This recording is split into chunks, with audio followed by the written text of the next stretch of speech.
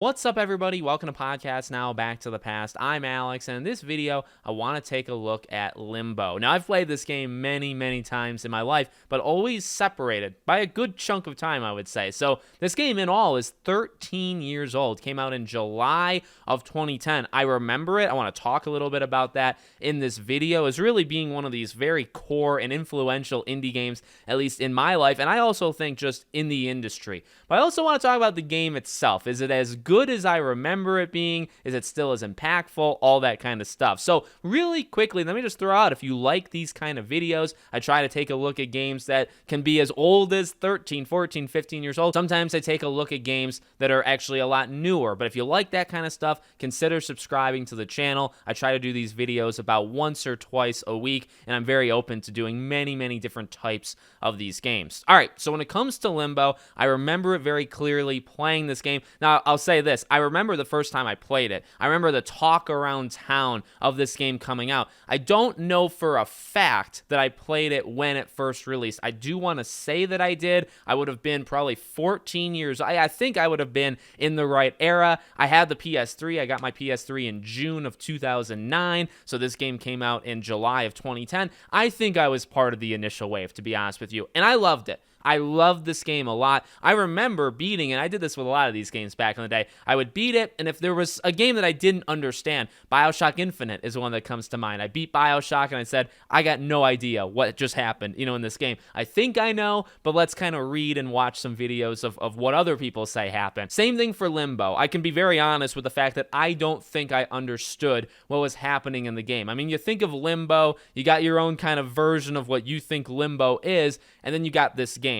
Now, what's interesting about this game is it becomes a lot more murky. When I say murky, I guess I'll explain in a second, with the game Inside, right? So this game came out, and this was Playdead Studios. It was their first game ever. And I believe Inside came out back in 2016. But now what's so interesting about Inside is not only was it a very awesome game, I actually really liked it, but it helped understand Limbo in, I think, a different way. What I want to do, and what I honestly do right now, and I've watched some videos of people kind of explaining what they believe Limbo is. There's two different ways I think you can kind of approach it. You can approach it as thinking of the game back in 2010. And that's honestly what I want to do. This game came out, and the next game in this franchise, and I do think they're kind of in the same universe. Actually, I believe very heavily they're in the same universe. Inside added to Limbo and gave it a different context. But Inside was 6 years later. 6 years. So for 6 years, you only had what you have with Limbo. So I don't really want to consider what Inside was kind of telling us about experiments and kind of superhumans and all that stuff.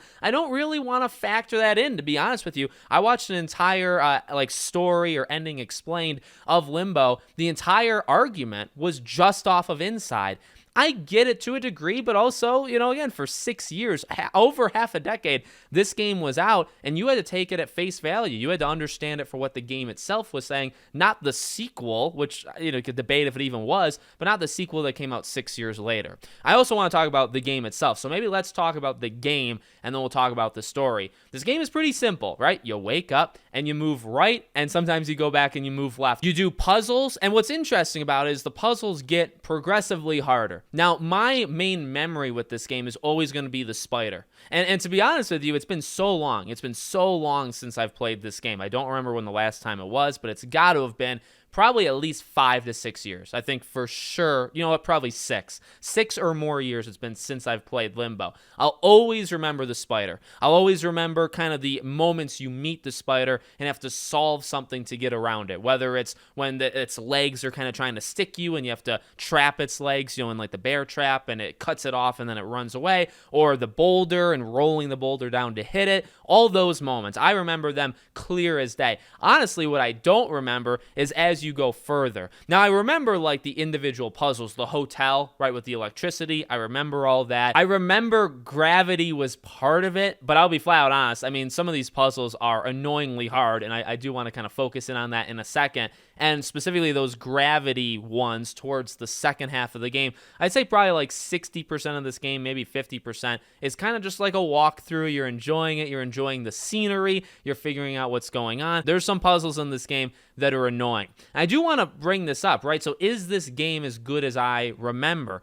I will say in almost all regards, it's just as good as I remember it. Back in the day, it was, again, regarded as one of the best indie games of all time. So when it comes to the story and the more like underlying themes, I think the game is just as smart as ever. In fact, kind of remembering what is actually going on in this game, right? Because I remember looking it up back in the day. So once you realize, okay, well, what is happening with this boy? And specifically the ending, right? Walking and meeting his sister, and especially when the credits roll, and then you see the two piles of flies with the two dead bodies. And then you say, okay, they were playing in the treehouse and they both fell. I think there's some theories that, so the girl probably died first, right? The girl hit the ground, maybe she died first, and she made it through, right? That's the signaling the ending of that game. He was still stuck. And now, again, when you get into inside territory, you say, well, was that really Limbo, or was it just kind of testing for this individual? Like, what exactly was it? Are these memories implanted in him? Was it actually real? I think it gets more like murky, and I think it kind of hurts Limbo, the actual game, because I think as like the base game, you see it as this is like a supernatural kind of world of Limbo. He died, so did his sister. His sister made it through. He's stuck. He has to go through all these trials. He sees other children, other people that are fighting the spider, or just fighting their way through it in general. You see loads of dead bodies throughout this thing, as in this maze, these puzzles. They got people. They were unable to figure it out, right? And that's a lot of what this game tells you through context. I think, again, the reason why this game is so special actually is the sound, or lack of, right? It's only audio. It's only the noises that your character makes, or the spider makes, or these other characters make when they're shooting darts at you. It's only through noises. It's not through dialogue. There's no dialogue whatsoever in this game. I actually think that's incredibly cool. This game, to me, this was probably the first game that had like an impact that I can remember and I can think so highly of, that told a story without saying words. I think Journey was probably the best one at conveying it. Once you kind of look into the depths of what Journey is, I think it's absolutely beautiful and incredible. But Limbo, I feel like, was the first one, or one of the first wave of them that could do it. They could tell you the story of, okay, this kid's trapped and his sister died, but she made it through. He just wants to reach his sister. That's literally it. And you have to go through all this stuff.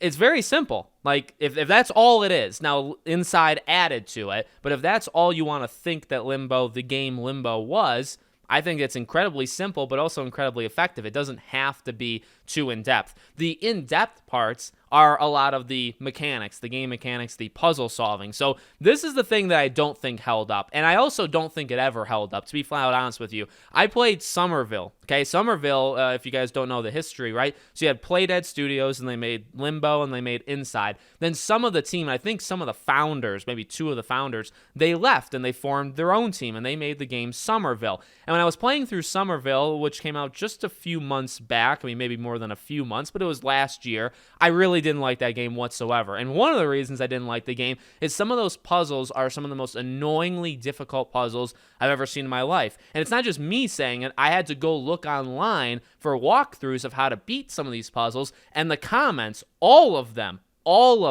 would say, I can't believe this was a puzzle. I wouldn't have been able to do it if it wasn't for this guide, okay? So why I'm bringing that up is that's the current day. Now, not everybody that worked on Limbo was working on Somerville, but the point is they've never been good, in my opinion, with consistent puzzle solving, okay? The puzzle solving is very inconsistent. It's very difficult at some times. It's very easy at other times. It's very obvious in this game. I actually think it's incredibly obvious. There are some puzzles that are incredibly rewarding, that are awesome. Again, I think a lot of them are in the beginning of the game, like Spider, and then before the Spider, anything up until the Spider being dead. I'd say maybe even the electricity I think is good. I think the gravity at the end, when you're moving yourself, right? Some of it, there's boxes that you have to move, and that's a whole other kind of thing. But when you're moving yourself, I think it's actually very smart. It actually reminds me a lot of Super Meat Boy, to be honest with you, which is I told my wife, I said, have you ever heard of Super Meat Boy? Because that's a fantastic game. But there's some moments, I mean, throughout the entire game,